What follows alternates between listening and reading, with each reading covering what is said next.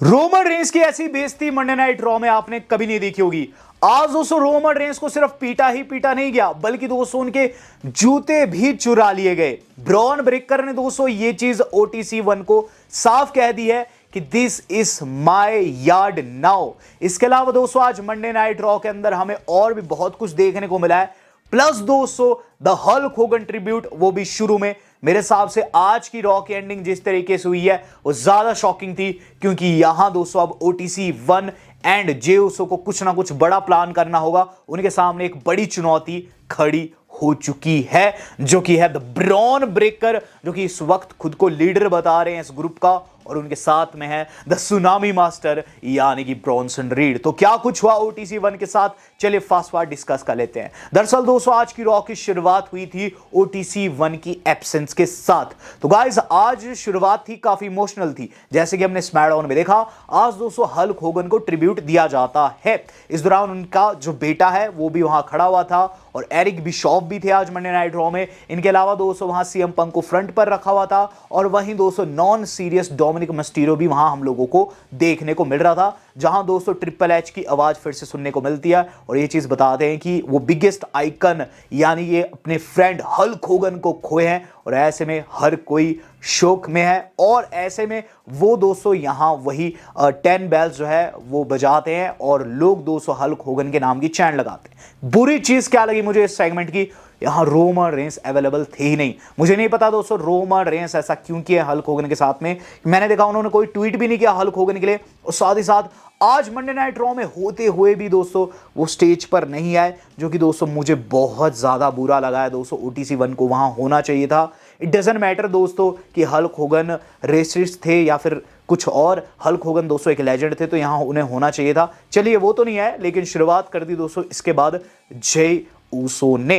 तो Jey Uso दोस्तों हम लोगों को रिंग में देखने को मिलते हैं एंट्री लेते हुए, और दोस्तों यहां जे ऊसो को इंटरप्ट कर देते हैं पॉल हेमन। पॉल हेमन आते हैं यहां दोस्तों कुछ कहने से पहले जे के वो अपनी बातें रखना शुरू कर देते हैं। वो कहते हैं ladies and gentleman my name is Paul. की गाइस उन्हें बू लगने लग जाती है। वो कहते हैं कि मेरा नाम बू नहीं है, मेरा नाम है पॉल हेमन। पॉल हेमन कहते हैं कि I don't come here to disrespect you, मैं तेरी बेइज्जती करने नहीं आ रखा हूं, मैं कुछ एक बातें कहने आ रखा हूं। मेन इवेंट उसो जे उसो आज तुम मेन इवेंट में रीड को फेस करने वाले हो, ये चीज़ मैं जानता हूं। मैं ये चीज़ भी जानता हूं कि हम दोनों फॉर्मर ब्लड लाइन मेंबर रहे हैं और दिल से एक टाइम को जुड़े हुए भी थे, जिस पर ओटीसी नाम की चैंट लगती है। इस दौरान वो कहते हैं कि मैं तुम्हारी आंखों में देख सकता हूं, यू एक्सेप्ट द चैलेंज, क्योंकि तुम अपनी फैमिली से प्यार करते हो। लेकिन शायद से तुम्हें मेरी बातें समझ नहीं आ रही है, तुम्हारी फैमिली ने हमेशा तुमसे झूठ कहा। जैसे कि तुम्हारी माँ ने तुमसे झूठ कहा कि सेंटा क्लॉज रियल है। सेंटा क्लॉज रियल नहीं है, जिस पर बू लगती है। और इस पर पॉल कहते हैं कि तुम लोगों को भी लगता है तुम्हारी माँ ने सच कहा है, ऐसा बिल्कुल भी नहीं है, तुम्हारी माएँ भी झूठी है एक्सेप्ट मेरी, क्योंकि मैं जीव हूँ। आगे वो कहते हैं कि तुम्हारे पिताजी ने भी तुमसे झूठ कहा है। वो जो रिक्कीशी खुद को बताता है रोमन रेंस का गुण ज्यादा गाता है। आगे वो कहते हैं कि रोमन रेंस ने भी तुझसे झूठ कहा, अगर तू सोचता है कि तू उसके लेवल की प्रसिद्धि पालेगा उसके कहे पे, तो ऐसा कुछ नहीं होने वाला है। देख रोमन ने सबसे बड़ा झूठ तो तुझसे यही कहा कि तू नेक्स्ट इन लाइन है, लेकिन उसने नेक्स्ट आयर बना दिया सोलो को उसने बता दिया कि ये नेक्स्ट ट्राइबल चीफ होने वाला है। तो इसी से पता चलता है कि उसने तुझसे कितना बड़ा झूठ कहा है।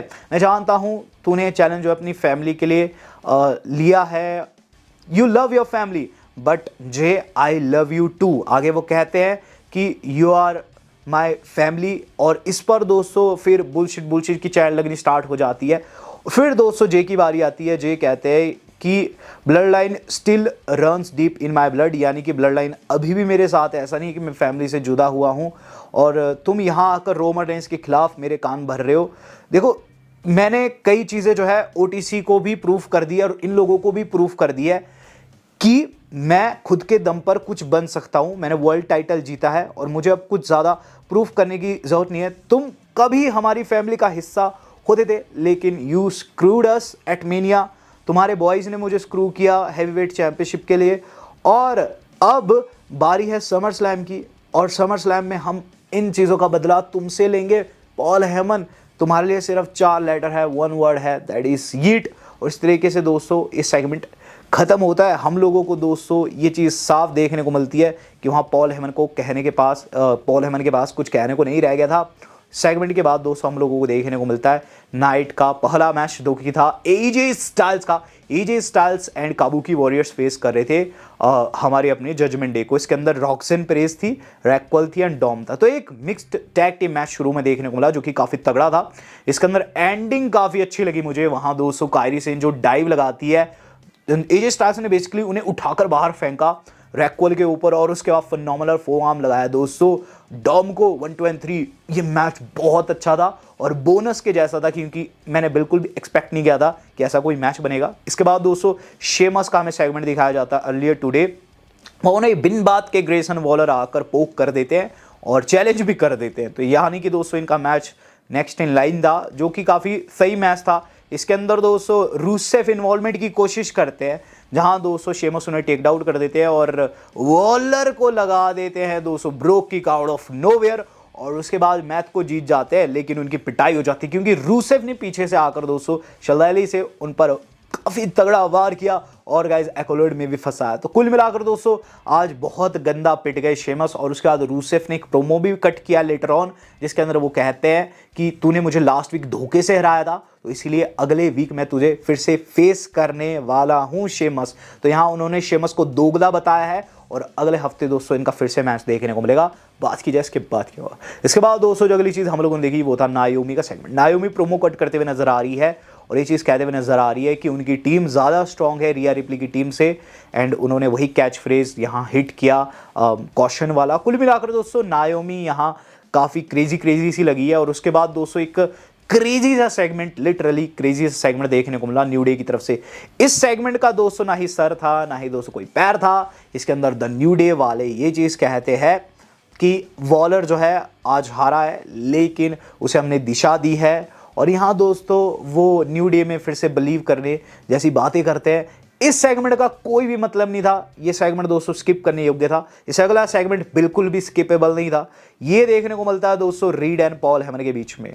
यहाँ दोस्तों जो पॉल है वो कहते हैं कि फैमिली कह रही है यानी कि ब्लड लाइन फैमिली जो है वो ये चीज़ कह रही है कि हम बिना पतवार की नाव है, हम ऐसा ग्रुप है जिसका कोई लीडर नहीं है। जिसके बाद दोस्तों वहाँ आ जाता है ब्रॉन ब्रेकर, वो कहता है अब लीडर है। ये लाइन काफ़ी इंपॉर्टेंट है दोस्तों क्योंकि यहाँ ब्रॉन ब्रेकर ने इनडायरेक्टली खुद को लीडर बना दिया और उसके बाद वो कहते हैं कि रीड आज तुम्हें वो चीज़ करनी है जो कि तुम पास्ट में करते आए हो यानी कि सुनामी लगानी जियोसो को तुम्हें बिल्कुल डिस्ट्रॉय करना आज और मैं जानता हूँ तुम ये चीज़ करोगे। जिस पर रीड कहते हैं मैं करूँगा और उसके बाद दोस्तों वहाँ से चल देते हैं। जिसके बाद दोस्तों यहाँ ब्रॉन ब्रेकर प्लान की बात करते हैं, एक प्लान बी की दोस्तों इनडायरेक्टली उन्होंने बात की है।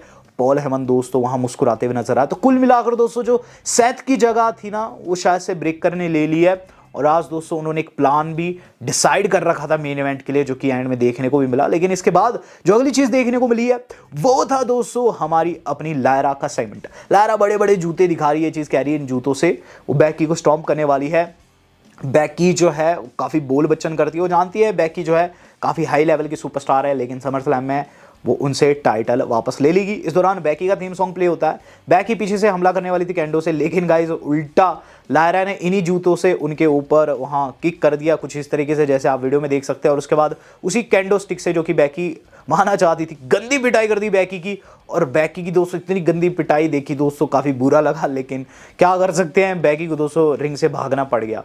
तो गाइस यहाँ बैकी फिर से पिट गई जिसके बाद दोस्तों हम लोगों को सेमी देखने को मिला। आज सेमी पिटे नहीं लेकिन गाइस उन्होंने बहुत सी चीज़ें सुनी है यहाँ क्रॉस की तरफ से। हुआ ये कि सेमी का सेगमेंट हो रहा था बैक स्टेज, वहाँ आ जाते केरियन क्रॉस जो कि गाइस सेक्सटन को जाने को कहते हैं दोस्तों, शायद से सेक्सटन ही थे जो कि इंटरव्यू ले रहे थे, कोरी थे बेसिकली। तो गाइस वो चले जाते हैं और फिर दोस्तों क्रॉस बैठकर बातें करते हैं। क्रॉस कहते हैं कि वो चाहते हैं कि समर स्लैम में जब सेमी हारे तो वो वर्ड्स कहे जो कि उन्हें कहने चाहिए। बेसिकली क्रॉस का एटीट्यूड ये है कि वो हर शख्स को चेंज कर चुके हैं, हर एक शख्स में उन्होंने हील जो स्वरूप है वो उभारा है लेकिन वो सेमी के केस में करने में नाकामयाब रहे हैं। तो वो चाहते हैं कि वो सत्य कहे और इस पर सेमी कहते हैं तू चाहता क्या है, क्या मैं लाइंस कहूँ? जिस पर क्रॉस कहते हैं एब्सोल्युटली मैं लाइंस कहूँगा लेकिन अगर तू हार जाता है तो तू फिर एक्नॉलेज करेगा इस फैक्ट को और फिर कभी भी मेरे सामने नहीं आएगा। तो गाइज यहाँ बात इतनी सी है कि अगर जो क्रॉस है वो हार जाते हैं तो क्रॉस को एक्नॉलेज करना पड़ेगा सेमी को, और अगर सेमी हार जाते हैं तो वो एक्नॉलेज करेंगे क्रॉस को। उसके बाद दोस्तों जो अगली चीज़ हम लोगों को देखने को मिली है वो था दोस्तों हमारा एक ऐसा मैच जो कि काफ़ी लेंथी था, काफ़ी लंबा था, लेकिन वर्थ इट था। सीक्रेट हर्विस एंड नायोमी फेस कर रही है रिया रिप्ली, निकी को, स्टेफनी वेक्वर को एंड नन अदर देन हमारी अपनी इयो स्काई को। तो गाइज ये 8 वुमेन टैग टीम मैच था। इसके अंदर दोस्तों रिया रिप्ली को टैग ही नहीं मिल रहा था, एंड में दोस्तों उन्हें टैग मिला ही नहीं है, और गाइज वो अंदर घुसकर इवेंचुअली पाइपर निवन को टेक आउट कर देती है और चेल्सी ग्रीन उन्हें थप्पड़ मारती है, लेकिन गाइज उन्हें स्टेफनी वेकर जो है वो टेक आउट कर देती है और गाइज पिनफॉल में ले लेती है। कुल मिलाकर बात इतनी सी है कि गाइज इस मैच के अंदर काफ़ी तगड़ी जीत हुई है निकी बेला की टीम की, लेकिन यहाँ रिया रिप्ली की तरफ से उतना एक्शन देखने को नहीं मिला, जो कि थोड़ा सा बुरा लगा मुझे। बात की जाए दोस्तों इसके बाद दोस्तों हमें बैकस्टेज देखने को मिलता है। जजमेंट डे के मेंबर जो है वो बैठे हुए बिल्कुल हार कर इस पर फिन बैलर उनका उत्साह बढ़ाते हैं और ये चीज़ कहते हैं कि इस दौरान तुम गेम वेम खेल सकते हो। रैक्वल याद दिलाती है लिव की वहाँ डॉम को, और यहाँ दोस्तों डॉम उन्हें कॉल करने की बात भी करते हैं। तो लिव को याद तो किया जा रहा है लेकिन सिर्फ रैक्वल के द्वारा।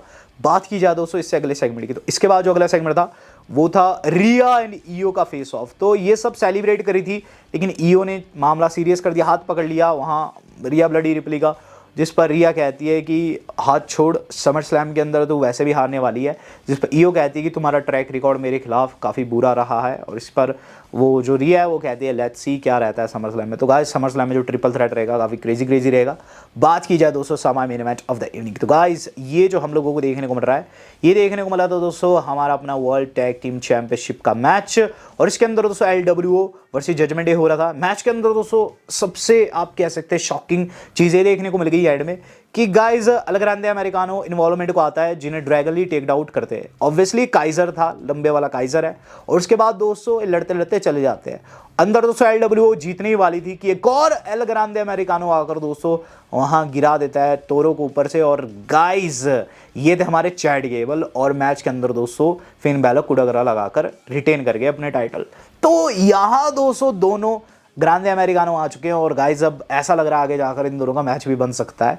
बात की जाए हुआ क्या इसके बाद दोस्तों ब्रॉन्सन रीड जो है प्रोमो कट कर रहे हैं, चीज़ कह रहे हैं कि लास्ट ईयर उनके नाम था, फिर वो इंजर्ड हो जाते हैं, जिसके बाद सैथ उन्हें कॉल करता है, वो वापस आए हैं ताकि फिर से WWE में अपनी दहशत जो है वो बना सके, और ये चीज़ आज वो करने वाले हैं। इसके बाद दोस्तों हम लोगों को देखने को मिला है गंथर का entrance. Gunther and CM Punk का फेस ऑफ हुआ बेसिकली गाइज। इसके अंदर सबसे पहले गंथर आते हैं और चीज़ कहते हैं कि लास्ट वीक उन्होंने माइक पर सीएम पंक को पटकनी दे दी, वो क्लीन विक्ट्री प्राप्त की। लास्ट वीक उन्होंने चुप करा दिया वॉइस ऑफ द वॉइसलेस को, जिस पर दोस्तों वहाँ सीएम पंक नाम की चैनल लगती है। इस दौरान दोस्तों वो कहते हैं कि he doesn't deserve to be a champion again and I made him shut the hell up. की गाइस थीम सॉन्ग प्ले हो गया सीएम पंक का जैसे थीम सॉन्ग प्ले हुआ, जनता पागल होगी।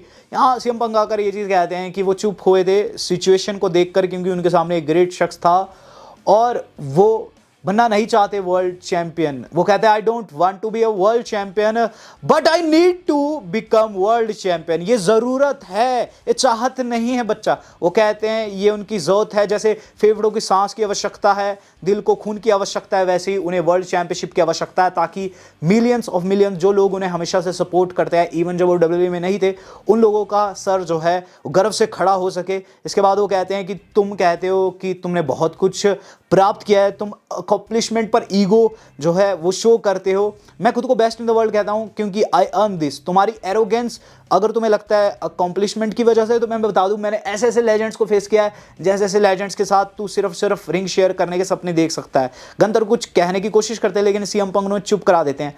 पंक कहते हैं कि इसके लेवल्स होते हैं बेटा, और तुझे पता चलेगा कि मेरा लेवल कौन सा है। और इस Saturday night I am living with the world heavyweight championship, but at least तुझे इस चीज़ की तो खुशी होगी कि तूने रिंग शेयर किया, तूने फील कर पाया कि how it's feel to be within the ring one and only best in the world यानी कि CM पंक। तो कुल मिलाकर दोस्तों गंथर की आज लेनी देनी कर दी माइक के ऊपर CM पंक ने, और बेचारे गंथर से कुछ कहा ही नहीं गया। सेगमेंट काफी क्रेजी था, जिसके बाद दोस्तों जो अगला सेगमेंट हम लोगों को देखने को मिला वो इससे भी ज्यादा क्रेजी था, क्योंकि वो था जे versus Bronson read main event. तो गाइस मैच की क्या ही बात करूं, मैच काफी अच्छा जा रहा था। इसके अंदर दोस्तों जे उसो जो थे सुसाइड डाइव लगा चुके थे, वो उठने वाले होते हैं एंड जैसे में उन्हें लग जाता है spear out of nowhere, ramp से दौड़ते हुए आता है दोस्तों ब्रेक कर, उन्होंने स्पीयर लगा देता है, मैच DQ में खत्म हो जाता है।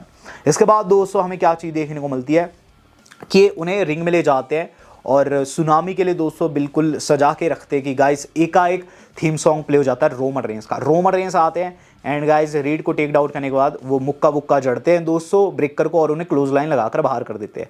यहाँ उनसे रीड उठाए नहीं जाते हैं, पता नहीं क्यों आज वो समोन ड्रॉप नहीं लगा पाए। फिर दोस्तों रीड उन्हें शोल्डर टैकल मारने आते हैं, रोमन रेंस साइड हट जाते हैं, रिंग पोस्ट पे बच के वो बाहर गिर जाते हैं। यहाँ उन्होंने जे उसो को उठाया और फिर दोनों दोस्तों स्पीयर को जाते हैं। ये एक ऐसा मोमेंट था जहां अगर स्पीयर लग जाता तो ठीक हो जाता, लेकिन हुआ क्या कि दोनों स्पीयर को जाते दोस्तों दौड़ते हुए रिंग के इर्द गिर्द। एक तरफ तो दोस्तों क्लोज लाइन लग जाती है रीड की तरफ से जे को, और वहीं रोमन रेंस को उल्टा स्पीयर लग गया ब्रेकर की तरफ से, जो कि काफी खतरनाक था। और इसके बाद दोस्तों हमें चीज देखने को मिलती है रिंग में जाकर जे उसो को भी स्पीयर लगाया जाता है, वो भी रोप वाला। और उसके बाद OTC रोमन रेंस जो कि बाहर खड़े हो रहे होते हैं, उन्हें ब्रेकर ने दोस्तों क्लोज लाइन कर दिया, वही अनाउंसर टेबल वाला। उसके बाद वो रोमन रेंस को दोस्तों उठाते हैं और गाइज उन्होंने फिर जो किया वो काफ़ी ज़्यादा ब्रूटल था। वो दोस्तों उन्हें उठाते हैं और गाइज रिंग में लेकर आते हैं जहां उन्हें सुनामी की जाती है। इसके बाद दोस्तों में क्या चीज़ देखने को मिलती है कि गाइज वहां जेउसो को भी सुनामी लग चुकी थी, रोमन को भी सुनामी लग चुकी थी, दोनों डिस्ट्रॉय होकर वहां पड़े हुए थे। और अंदर दोस्तों जो ब्रॉन ब्रेकर है वो दोस्तों क्या चीज़ करते हैं, वो गाइज वहां रोमन रेंस के कान में ये चीज़ कहते हैं कि this is my yard now, ये मेरी रिंग है, ये मेरे लोग हैं और ये पूरा का पूरा WWE अब मेरा है। यानी कि रोमन रेंस का जो ओल्ड प्रोमो था सेम टू सेम उन्होंने कहा। और उसके बाद दोस्तों हमें एक चीज़ देखने को मिलती है कि रोमन एंड जे जो कि बाहर खड़े हो रहे होते हैं गाइज, उन्हें जाकर ब्रॉन ब्रेकर ने डबल स्पीयर लगाया, वो भी दोस्तों बैरिकेड के ऊपर, बैरिकेड गया टूट, रोमन एंड जे गए फूट। और उसके बाद रीड आकर दोस्तों ऐसी हरकत किए, गाइस आप मुझसे पूछे ना, ब्रॉनसन रीड ने दोस्तों वहां रोमन रेंस के जॉर्डन्स चोरी कर लिए। यस गाइस, उन्होंने उनके जॉर्डन जो है, जो उनके जूते महंगे वाले वाइट कलर के, उन्होंने चोरी कर लिए, रिंग में ले गए और गाइस उन जूतों को चूमा भी। साथ में पॉल हेमन अपनी स्मर्क सी स्माइल वहां दोस्तों। कुल मिलाकर रोमन एंड जे जो थे उनसे उठ ही नहीं गया और सेगमेंट खत्म हो गया, रॉ खत्म हो गई। तो आज रोमन रेंस गंदे तरीके से पिटे और उनके दोस्तों जॉर्डन्स भी रीड ने चोरी कर लिए। अब देखते हैं समर स्लैम में क्या रहता है। मेरे हिसाब से समर स्लैम अब और ज्यादा खतरनाक हो चुका है, क्योंकि रोमन रेंस को लेना अपना बदला और लेने अपने जूते वापस। देखते हैं क्या कुछ रहता है। वीडियो मेरी आज की इतनी थी। वेल दोस्तों आज तक के लिए इतना ही, धन्यवाद, शब्बा खैर।